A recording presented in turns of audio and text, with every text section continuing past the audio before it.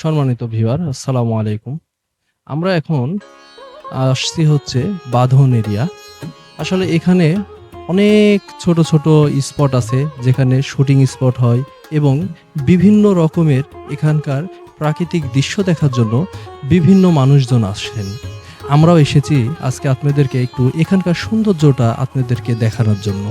তো আপনাদেরকে এখানকার সৌন্দর্যর ভিতরে যেগুলো দেখাবো, এখানে কিছু খেজুর গাছ আছেন এবং কিছু ন্যাচারাল গাছগুলান আছে, যে গাছগুলান আসলে আপনারা ফিল করবেন যারা প্রবাসে থাকেন, দূর দেশে থাকেন, তাদের জন্য এই যে গ্রামের এই যে মাতৃভূমি, এই মাতৃভূমির যে সৌন্দর্যটা, এটা আপনাদের জন্যই আমরা প্রকাশ করার জন্যই মূলত এই কাজগুলান করে থাকি।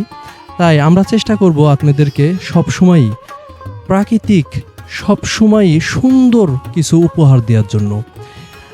আমরা আসলে ঢাকা শহর থেকে শুরু করে আমরা যারা বিভিন্ন বড় বড় শহরে বসবাস করি, আমরা কিন্তু গ্রামের যেই সৌন্দর্যটা আছে, এই গ্রামের সৌন্দর্যটাকে কিন্তু উপভোগ করতে পারি না। কেন করতে পারি না?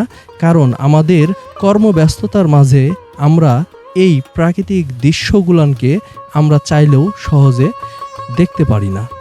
তাই আমরা চেষ্টা করি আপনাদের জন্যই এই মাটিতে কত সুন্দর সুন্দর দৃশ্য আছে, সুন্দর সুন্দর গাছগাছালি আছে, সেগুলোই আপনাদের মাঝে তুলে ধরার। তো আপনারা যারা ফ্যামিলি নিয়ে এই বাঁধন এরিয়াতে আসতে চান, এটা গাজীপুরের ভিতরে মীরের বাজার থেকে খুবই পাশাপাশি, খুবই কাছাকাছি।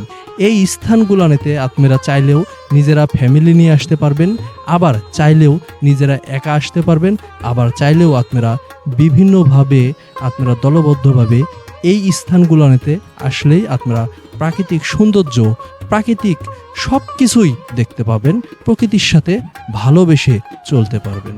আমাদের এখানকার সৌন্দর্য আপনাদেরকে দেখানোর উদ্দেশ্য ছিল আমরা আজকে এখানে এই যতটুকু সৌন্দর্যটা আমাদের কাছে মনে হয়েছে এখানকার গাছগাছালি, ততটুকুই আপনাদের মাঝে তুলে ধরার চেষ্টা করলাম।